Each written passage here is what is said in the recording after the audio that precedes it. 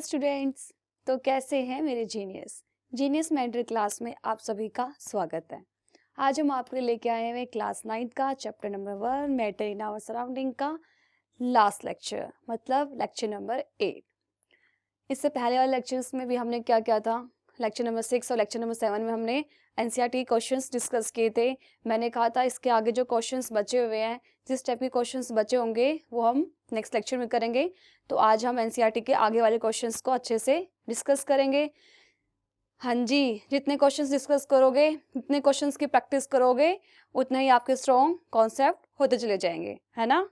अभ्यास ही सफलता की कुंजी है, तो अभ्यास करने से बिल्कुल नहीं डरना है। जितने क्वेश्चंस करोगे उतनी केमिस्ट्री की हो जाएगी आपकी एकदम क्रिस्टल क्लियर, माइंड में छप जाएगी। ठीक है, समझ में आ गया आपको। तो चलिए शुरू करते हैं आज का नया लेक्चर, लेक्चर नंबर 8। देखिए क्वेश्चन नंबर 1। क्वेश्चन नंबर 1 क्या कहता है आपका, convert the following temperatures into kelvin scale. फिर से देखो स्लाइड ऑफ द डे आ गया, है ना। मैंने उसी दिन कहा था आपको कि वो स्लाइड बहुत इंपॉर्टेंट है। इससे बहुत सारे क्वेश्चंस आ चुके हैं आपके एनसीईआरटी के अंदर, और आपके कॉम्पिटेटिव एग्जाम्स के अंदर भी यहाँ से क्वेश्चंस आ ही जाते हैं। ठीक है, तो कुछ नहीं बोला इसमें। आपको टेम्परेचर दे रखा है सेल्सियस में, केल्विन में कन्वर्ट करना है। वही सेम फॉर्मूला क्या था केल्विन में कन्वर्ट करने का, kelvin equals to Celsius plus में 273। ठीक है, तो आपको क्या दे रखा है 25, तो 25 दे रखा है, तो 25 में 273 ऐड कर दोगे तो 298 केल्विन।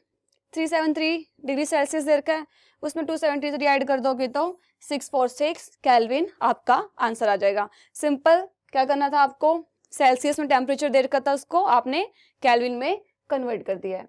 तो देखो क्वेश्चन नंबर 2 क्या बोलता है। क्वेश्चन नंबर 2 बोल रहा है give reasons for the following observations. आपको 2 ऑब्जर्वेशंस दे रखी है, आपको इसके रीजन बताने हैं।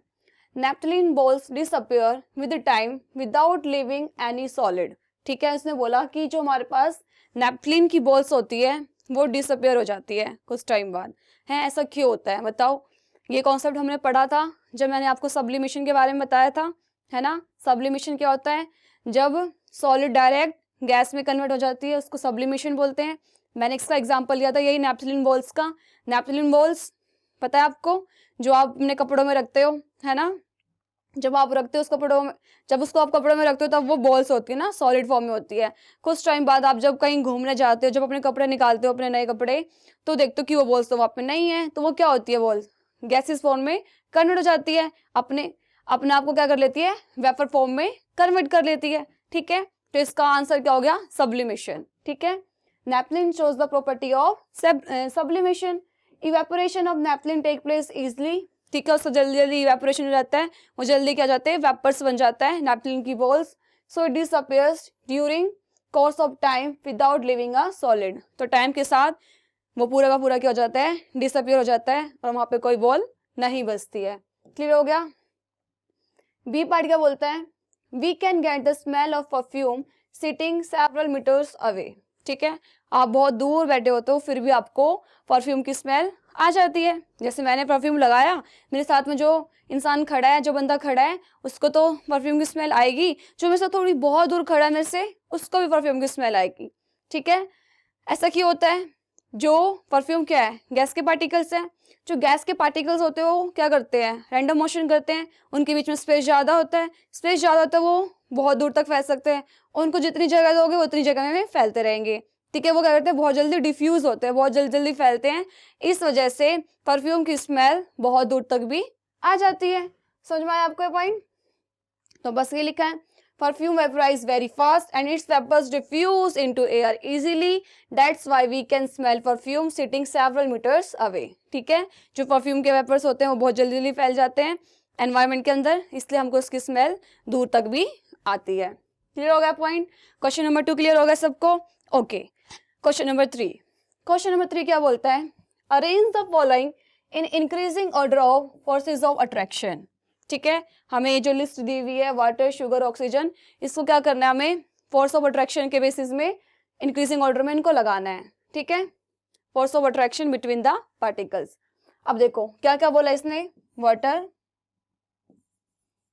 वाटर, शुगर, और ऑक्सीजन, ठीक है। वाटर मतलब क्या हुआ, क्या होता है वाटर, लिक्विड, है ना। वाटर मतलब लिक्विड।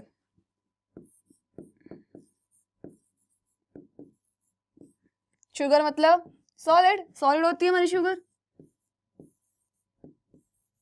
और ऑक्सीजन मतलब गैस, ठीक है। ऑक्सीजन क्या होती है, गैस होती है।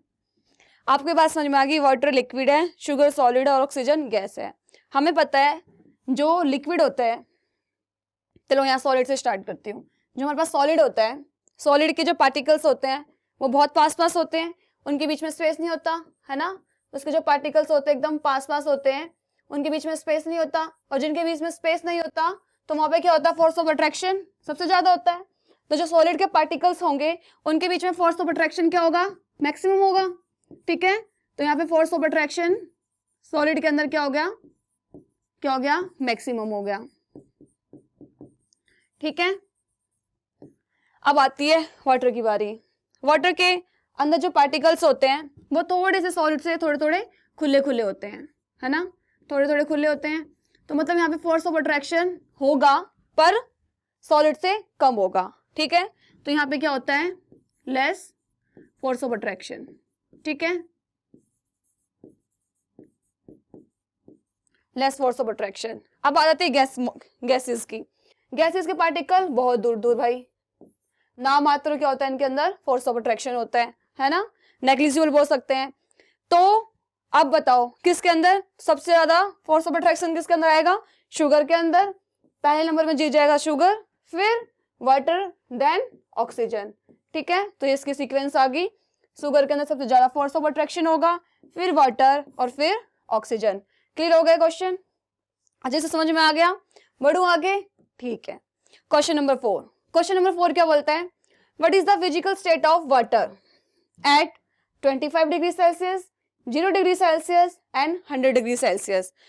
क्वेश्चन बोला है कि इन टेम्परेचर पर वाटर की फिर कौन सी फिजिकल स्टेट एग्जिस्ट करती है। फिर मैंने आपको बताया था फिजिकल स्टेट कितनी होती है हमारे पास, सॉलिड, लिक्विड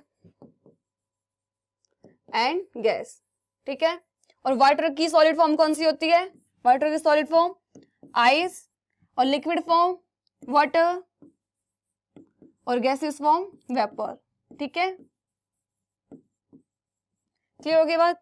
अब देखो 25 डिग्री सेल्सियस पे, 25 डिग्री सेल्सियस पे वाटर की कौन सी फॉर्म एग्जिस्ट करेगी, कौन सी फॉर्म एग्जिस्ट करेगी, वाटर वाली फॉर्म, मतलब लिक्विड फॉर्म एग्जिस्ट करती है 25 डिग्री सेल्सियस पे, है ना। क्योंकि 0 डिग्री सेल्सियस पे तो आइस होती है ना, आइस पूरी की पूरी आइस होती है, फिर 0 से नीचे आइस होती है, ठीक है।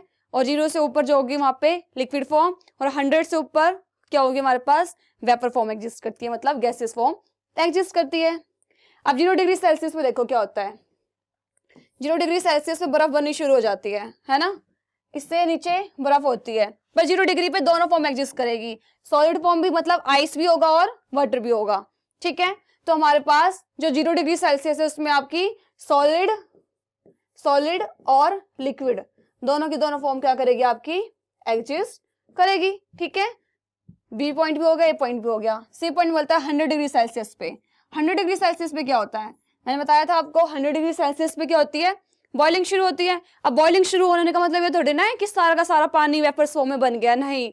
तो वहां पे आपका वेपर भी होगा और वाटर भी होगा, तो मतलब आपकी लिक्विड फॉर्म भी और गैसेस फॉर्म दोनों की दोनों एग्जिस्ट करेगी 100 डिग्री सेल्सियस पे, ठीक है। तो हमारे पास 100 डिग्री सेल्सियस पे वाटर की लिक्विड और वेपर फॉर्म दोनों की दोनों फॉर्म एग्जिस्ट करेगी। क्लियर हो गया क्वेश्चन नंबर 4, ठीक है।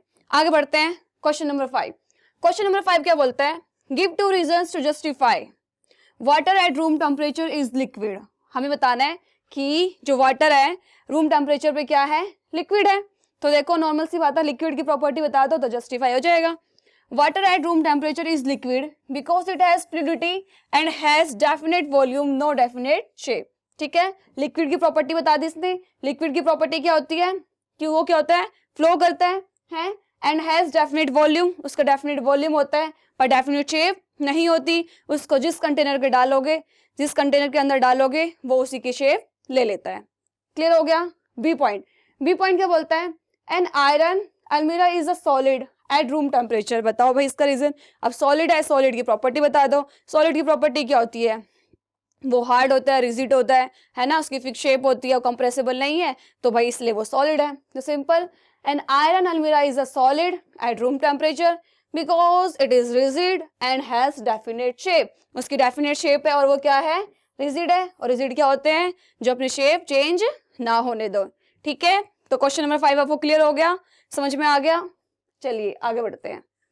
क्वेश्चन नंबर 6, क्वेश्चन नंबर 6 क्या बोलता है, why is ice at 273 Kelvin more effective in cooling than water at the same temperature। ठीक है, इसने बोला कि 273 केल्विन मतलब 0 डिग्री सेल्सियस।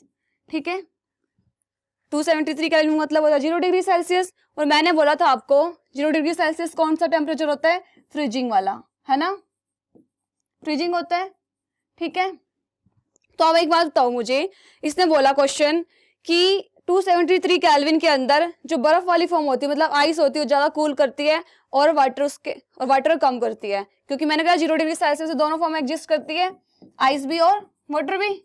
तो इसने बोला कि वाटर ज्यादा कूलिंग शो करती है और आइस ज्यादा कूलिंग शो करती है, वाटर कम करती है। तो इसका रीजन बताइए। तो सुनो, at 273 kelvin ice absorbs more heat than water from the substance to overcome the latent heat of fusion and thus providing a more effective cooling.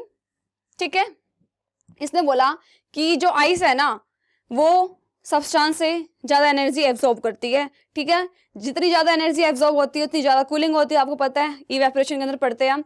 तो जब आइस मेल्ट होती है तो ज्यादा एनर्जी एब्जॉर्ब करती है to overcome the latent heat of fusion को। उसको ओवरकम करने के लिए जो आइस है वो एनवायरमेंट से या फिर किसी सब्सटेंस से क्या करती है, ज्यादा हीट एब्जॉर्ब करती है। और जितनी ज्यादा हीट सराउंडिंग से हम एब्जॉर्ब करेंगे उतना ही ज्यादा क्या करेंगे, कूलिंग शो करेंगे। Water does not absorb any extra heat from the substance. ठीक है, जो वाटर होता है वो एक्स्ट्रा हीट एब्जॉर्ब नहीं करती है, तो इसलिए वो इससे आइस के कंपेयर में थोड़ी कम कूलिंग शो करती है। Thus ice is more effective in cooling than water at 273 kelvin. Clear होगा क्वेश्चन, क्वेश्चन नंबर 6 क्लियर। चले आगे, चलिए चलते हैं क्वेश्चन नंबर 7। क्वेश्चन नंबर 7 क्या बोलता है, what produce more several Burns boiling water और स्टीम। इसमें बोला है कि स्टीम और बॉइलिंग वाटर में से कौन ज्यादा गर्म होता है, ज्यादा क्या हो सकता है, बर्न होता है। ठीक है, सिंपल सा क्वेश्चन है ये तो, बॉइलिंग वाटर और स्टीम। बॉइलिंग वाटर पहले आता है, फिर उसके बाद स्टीम आती है ना। बॉइलिंग वाटर को और गर्म करोगे तो स्टीम बनती है, तो नॉर्मल सी बात है स्टीम आना चाहिए इसका आंसर। तो इसको एक बार डिटेल में सुनो आप। We know that the boiling point of water is 100 degree Celsius. ठीक है, सबको पता है बात कि जो हमारे पास वाटर होता है उसका बॉइलिंग पॉइंट क्या होता है, 100 डिग्री सेल्सियस होता है। When water is giving more heat, पानी को हमने बहुत ज्यादा हीट दे दी, then it get convert from liquid state to gaseous state.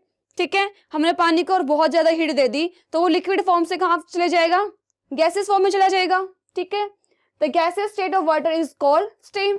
ठीक है, जो वाटर की गैस फॉर्म होती है, गैसियस फॉर्म होती है, वो क्या होती है, स्टीम होती है। ठीक है, so we can say that boiling water can not have a temperature more than 100 degree because as the temperature of water increases then 100 degree it will not be in a liquid state। ठीक है, तो simple बात है, water जब बोल रहे हो आप, हमने बोला 100 से ऊपर टेम्परेचर जाएगा तो वो भाप में बन जाएगा, गैसियस फॉर्म में कन्वर्ट हो जाएगा। हमें बॉइलिंग वाटर लेना है और आपको बॉइलिंग वाटर लेना है तो उसका टेम्परेचर 100 डिग्री से ज्यादा नहीं हो सकता, और 100 डिग्री से ज्यादा नहीं हो सकता तो वो स्टीम से उसका टेम्परेचर ज्यादा कैसे हो सकता है। क्लियर होगी बात। ठीक है, now as water is in gaseous state in steam it can be given further heat and its temperature will increases, so steam always has higher temperatures than boiling water। तो हमारे पास जो स्टीम होती है उसका टेम्परेचर बॉइलिंग वाटर से हमेशा ज्यादा होगा। hence we can say that steam produce more severe burns than boiling water। ठीक है, क्लियर होगी बात आपको। देखो पहले है पानी है, पानी से बॉइलिंग वाटर के अंदर आया, बॉइलिंग वाटर के बाद स्टीम बनती है ना, तो जब हम टेम्परेचर इंक्रीज करते हैं तब ये प्रोसीजर होता है। पहले लिक्विड था, हमने हीट दी तो 100 डिग्री सेल्सियस में आया, अब 100 डिग्री सेल्सियस में और टेम्परेचर देंगे तो स्टीम आएगी, है ना। तो इसलिए हम बोल सकते हैं कि स्टीम का जो होता है टेम्परेचर वो क्या होता है, ज्यादा होता है। क्लियर हो गया क्वेश्चन नंबर 7। चलिए बढ़ते हैं अगले क्वेश्चन की तरफ। Question number 8। क्वेश्चन नंबर 8 क्या बोलता है, आपको इस डायग्राम में बताना है A B C D E कौन कौन सी स्टेट को क्या करते हैं, शो करते हैं। ठीक है, अब देखो ए में क्या हो रहा है, सॉलिड से लिक्विड की तरफ जा रहे हो आप, क्या कर रहे हो, सॉलिड से लिक्विड की तरफ जाते हैं तो उसको हम क्या बोलते थे, मेल्टिंग। मेल्ट होगी आइस, तब जाके वाटर में कन्वर्ट होगी। तो सॉलिड से लिक्विड की तरफ जब हम जाते हैं उसको क्या बोलते हैं, मेल्टिंग बोलते हैं। और एक और वर्ड बताया था मैंने, उसको क्या बोलते हैं, फ्यूजन भी आप यूज कर सकते हो। ठीक है, क्लियर होगी बात। अब देखो बी, आप क्या कर रहे हो, अब लिक्विड से गैस की तरफ जा रहे हो। ठीक है, मतलब लिक्विड में और टेम्परेचर हाई करोगे तो गैस बनेगी। ठीक है, तो इसको आप क्या बोलते थे, बॉइलिंग। क्या बोलते थे, बॉइलिंग। तो बी कौन सी स्टेट को शो कर रही है, बॉइलिंग को। अब सी में देखो क्या हो रहा है, गैस से लिक्विड की तरफ जा रहे हो, मतलब आपको क्या करना पड़ेगा, टेम्परेचर कम करना पड़ेगा। और जब टेम्परेचर कम करना पड़ता है तो उसको क्या बोलते हैं हम, कंडेंसेट। ठीक है, तो अब गैस क्या कर रहा है, लिक्विड में जब कन्वर्ट होती है उसको बोलते हैं कंडेंसेशन। तो यहाँ पे कौन सी स्टेट हो रही है, इसको क्या बोलेंगे हम, कंडेंसेशन। ठीक है, इसका एग्जाम्पल याद होगा आपको, जब आप पानी उबालते हो, भाप बन के होता है, उसको ढक्कन लगाते हो उसके ऊपर, जब पानी ठंडा होता है तो आप देखते हो जो उसकी भाप थी वो पानी, मतलब छोटी छोटी बिंदु बिंदु देखते हो ना प्लेट के साइड में लगी होती है जो, तो वो क्या हमारे पास कंडेंसेशन प्रोसेस को क्या दिखाती है, प्रूव करती है कि ऐसा ऐसा होता है। डी में क्या हो रहा है, लिक्विड से आप सॉलिड में जा रहे हो। ठीक है, लिक्विड से सॉलिड में जाने को क्या बोलते हैं हम, फ्रीजिंग बोलते हैं। फ्रीजिंग के अलावा और क्या बोलते हैं हम, सॉलिडिफिकेशन भी बोलते हैं। क्या क्या बोलते हैं इसको, फ्रीजिंग। ठीक है, फ्रीज होना। जब आप पानी को फ्रिज के अंदर रखते हो तो क्या होता है, लिक्विड से सॉलिड में कन्वर्ट हो जाता है, वाटर से आइस बन जाती है। तो उस प्रोसीजर को क्या बोलते हैं हम, उस प्रोसेस को क्या बोलेंगे, फ्रीजिंग। ठीक है, अब क्या हो रहा है, सॉलिड से सीधा गैस में जा रहे हैं तो इसको क्या बोलेंगे, ई वाले को क्या बोलेंगे हम, सब्लिमेशन। क्या बोलेंगे, सब्लिमेशन। ठीक है, क्लियर हो गया पॉइंट। अब देखो, अब गैस से सॉलिड में जा रहे हैं तो आप इसको सब्लिमेशन क्या बोलते हो आप, डिपोजिशन। क्या बोलते हो, डिपोजिशन। ठीक है, क्लियर हो गए पॉइंट्स, आपको समझ में आ गए डायग्राम अच्छे से। ए को क्या बोला हमने, मेल्टिंग, जो कि सॉलिड से लिक्विड की तरफ जा रहा है। बी हमने बोला कहां से कहां जा रहा है, लिक्विड से गैस में, बॉइलिंग। सी की से बोला गैस से लिक्विड मतलब कंडेंसेशन, और लिक्विड से सॉलिड जा रहा है तो उसको फ्रीजिंग बोलेंगे। सॉलिड से सीधा गैस बन रहा है तो सब्लिमेशन, और गैस से सॉलिड जा रहा है तो उसको डिपोजिशन। क्लियर होगा, यही इसमें लिखा हुआ है आपके आंसर जो मैंने यहाँ पे आपके मेंशन कर दिए। ठीक है, अब देखो क्वेश्चन नंबर 9। क्वेश्चन नंबर 9 क्या बोलता है, osmosis is a special kind of diffusion, comment. और इसका आंसर देने से पहले आपको पता होना चाहिए ऑस्मोसिस क्या होता है। तो पहले हम नेक्स्ट स्लाइड में चलते हैं, ऑस्मोसिस क्या होता है। देखो, osmosis is a process by which the molecule of a solvent pass from a solution of low concentration to a solution of high concentration through a semi permeable membrane। ठीक है, osmosis में क्या होता है, जो सॉल्वेंट के molecules होते हैं वो क्या करते हैं, लो कंसंट्रेशन से हाई कंसंट्रेशन की तरफ जाते हैं। किसके थ्रू जाते हैं, सेमी परमिएबल मेम्ब्रेन के थ्रू। यहाँ पे सॉल्वेंट है, सॉल्वेंट के जो मॉलिक्यूल्स है लो कंसंट्रेशन से, कहां से, लो कंसंट्रेशन से हाई कंसंट्रेशन की तरफ जाते हैं बाय सेमी परमिएबल मेम्ब्रेन के थ्रू। यहाँ पे क्या है, हाई कंसंट्रेशन। ठीक है, क्लियर हो गया पॉइंट आपको। अब आ जाती है कि सेमी परमिएबल मेम्ब्रेन क्या होती है। कुछ नहीं, एक ऐसी मेम्ब्रेन जिसको बोल सकते हैं एक बैरियर है जो कि सारे टाइप के मॉलिक्यूल्स को अपने अंदर से पास नहीं होने देते, या फिर हम बोल सकते हैं सिर्फ और सिर्फ जो सॉल्वेंट के मॉलिक्यूल्स हैं उसको ही अपने अंदर से पास करती है, सॉलिड के मॉलिक्यूल्स को अपने अंदर से पास नहीं करती है। ठीक है, क्लियर हो गया पॉइंट। ऑस्मोसिस समझ में आ गया आपको। सिंपल ऑस्मोसिस क्या होता है, सॉल्वेंट के जो मॉलिक्यूल्स हैं वो हाई कंसंट्रेशन से लोअर कंसंट्रेशन की तरफ फ्लो करते हैं। किसके थ्रू, बीच में क्या आएगी हमारे पास, सेमी परमिएबल मेम्ब्रेन। और सेमी परमिएबल मेम्ब्रेन क्या होती है, जो अपने अंदर से सिर्फ और सिर्फ सॉल्वेंट के मॉलिक्यूल्स को पास करवाती है। ठीक है, क्लियर होगी। तो चलिए पहली वाली स्लाइड में चलते हैं। इसने बोला osmosis is a special kind of diffusion. Diffusion में यही था, जो क्या कर रहा था, लोअर कंसंट्रेशन से हाई कंसंट्रेशन की तरफ फ्लो करता है, तो इसलिए हमने बोल दिया कि जो ऑस्मोसिस है वही क्या है, स्पेशल काइंड ऑफ डिफ्यूजन है। Diffusion in liquid and gases is the movement of particles from lower concentration to higher concentration, ठीक है। और ऑस्मोसिस भी यही होता है, osmosis is the movement of particles from the lower concentration to higher concentration through the semi permeable membrane. बस इसमें एक चीज आ गई, semi permeable membrane. This movement happens due to diffusion, hence osmosis is special kind of diffusion। तो इसलिए क्या हो गया हमारे पास, जो osmosis है वो special kind of diffusion हो गई। क्लियर हो गया आपको, diffusion समझ में आ गया, osmosis समझ में आ गया, ये भी समझ में आ गया कि osmosis क्या एक special kind of diffusion है। क्लियर हो गया, चलिए आगे बढ़ते हैं। क्वेश्चन नंबर 10, क्वेश्चन नंबर 10 क्या बोल रहा है, classify the following into osmosis और डिफ्यूजन। आपको बताना है कुछ प्रोसेस दे रखे आपको यहाँ पे, आपको ये बताना है कि ये डिफ्यूजन शो करेगा या फिर ऑस्मोसिस। पहला क्या बोलता है, swelling up of a resin on keeping in water, ठीक है। देखो रेजिन मतलब किशमिश, किशमिश को पानी के अंदर रखते हो, आपने तो खुद देखा होगा फूल जाती है। जब भी आप खीर बनाते हो, किशमिश सूखी सूखी होती है, खीर के अंदर डालते हो, जब पकती है आप देखते हो कि किशमिश क्या हो गई है, फूल गई है। तो इसने बोला है ये इसके अंदर कौन सा प्रोसेस चल रहा है, तो ये किसका प्रोसेस है, ऑस्मोसिस का, ठीक है। The swelling up of resin on keeping in water is osmosis because the concentration of solutes in resin is more than outside water। जो रेजिन के अंदर क्या है, कंसंट्रेशन ज्यादा है, ठीक है, वाटर के कंपेयर में, hence water moves inside the resin, ठीक है। तो वाटर क्या करेगा, मूव करेगा इनसाइड द रीजन। तो कि जो ऑस्मोसिस का प्रोसेस क्या बोलता है, लो कंसंट्रेशन से हाई कंसंट्रेशन की तरफ, ठीक है।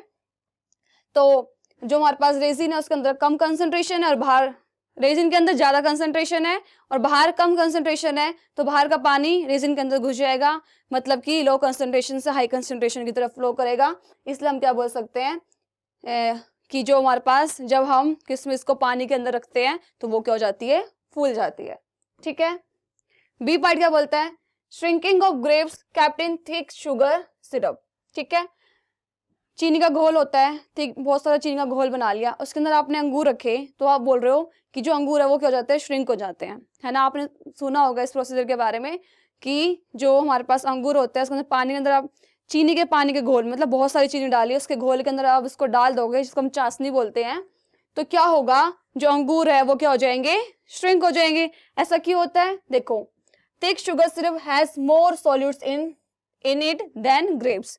तो जो हमारे पास चाशनी है, चीनी का जो घोल है उसके अंदर क्या है, ज्यादा कंसंट्रेशन है, ठीक है, ग्रेप्स के कंपेयर में।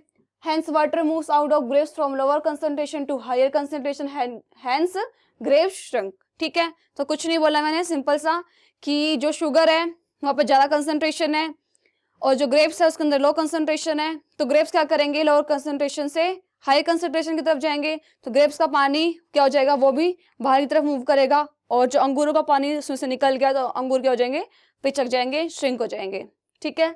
सी पॉइंट देखो, spreading of smell of cake being baked through out the house. जब आप केक बनाते हो, जब बेक करते हो केक को, आपने देखा होगा केक की स्मेल पूरे के पूरे घर में फैल जाती है। वो क्यों होती है, सेम जैसे परफ्यूम का एग्जांपल लिया था वैसे केक का ले लो। मतलब क्या हो रहा है, किसी चीज को आप बेक कर रहे हो, गर्म कर रहे हो, उसमें क्या बोल रहे हैं, गैसेस के पार्टिकल्स बन रहे हैं, वेपर्स बन रहे हैं उसके, और वो क्या करते हैं, वेपर्स के पार्टिकल्स क्या करते हैं, फैलते हैं, जल्दी से डिफ्यूज जाते हैं, तो इस वजह से उसकी स्मेल पूरे के पूरे घर में फैल जाती है। तो ये कौन सा प्रोसीजर है, diffusion. Particles containing smell diffuse into air to spread it throughout the house, ठीक है, क्लियर हो गया। चलिए आगे बढ़ते हैं। डी पार्ट क्या बोलते हैं, प्रिजर्विंग पिकल्स इन सॉल्ट, ठीक है। ये भी इसके थ्रू होगा, ऑस्मोसिस के थ्रू होगा।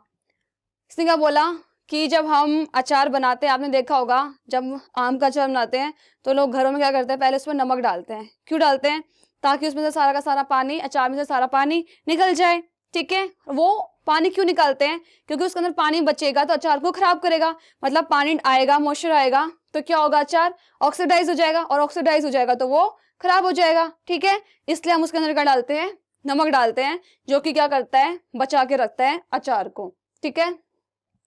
Salt helps to remove water from the cells and helps to preserve pickles, ठीक है, वो अचार को बचाने में उसकी हेल्प करता है। Pickling is intended to keep out oxygen, ठीक है। जो हमारे पास अचार है उसको ऑक्सीजन से बचाना पड़ता है और पानी से बचाना पड़ता है। अगर ऑक्सीजन के कांटेक्ट में आएगा तो क्या हो जाएगा, अचार ऑक्सीडाइज हो जाएगा और खराब हो जाएगा। Pickling prevents oxidation of fruits and vegetables through the use of salt. हम उसमें सॉल्ट डालते हैं जिसकी वजह से वो क्या होता है, ऑक्सीडेशन से बच जाता है। ठीक है। Dry salts from pickling of grain and absorb excess moisture from fruits and vegetables through the process of osmosis. ठीक है। इसने बोला अगर हम सिर्फ और सिर्फ सूखा नमक डालेंगे तो उससे वो पानी को बाहर नहीं निकालेगा, सिर्फ नमकीन करेगा है। तो हम क्या करते हैं, एक्सेस ऑफ सॉल्ट डालते हैं जिसकी वजह से क्या करता है वो क्या बोलता है, अचार के अंदर इसमें से पानी निकालता है, उसको सुखाता है और क्या करता है, उसको ऑक्सीडाइज होने से बचाता है। बाय किस प्रोसेस के थ्रू होता है ये, ऑस्मोसिस के प्रोसेस के थ्रू हो जाता है। ठीक है। अगला पॉइंट क्या है, aquatic animals using oxygen dissolve in water during respiration. ठीक है। जो हमारे पास पानी में रहने वाले जीव होते हैं वो क्या करते हैं, वाटर के अंदर जो ऑक्सीजन डिसॉल्व होती है उसको यूज करते हैं। ये कौन सा प्रोसीजर है, ये कौन सा है, कौन सा प्रोसेस है, ये डिफ्यूजन का है ना। पानी होता है, पानी के अंदर क्या घुली हुई होती है, ऑक्सीजन घुली होती है, और वो जब हम पानी पीते हैं तो डायरेक्टली वो ऑक्सीजन हमारे ब्लड के अंदर आ गई, डिफ्यूज होगी, फैल गई, तो कौन सा प्रोसीजर होगा, ये डिफ्यूजन का। When aquatic animals breathe dissolved oxygen, oxygen diffuse directly into their blood without any membrane. बिना किसी मेम्ब्रेन की हेल्प से वो पानी शरीर में जाएगा, पानी के साथ साथ ऑक्सीजन जाएगा और ऑक्सीजन क्या करेगा, ब्लड में घुल जाएगा, डिफ्यूज हो जाएगा, बिना किसी कोई मेम्ब्रेन की जरूरत नहीं पड़ी। तो ये क्या हो गया, हमारे पास डिफ्यूजन का प्रोसेस हो गया। इसी के साथ आपका आज ये चैप्टर कंप्लीट होता है। ठीक है।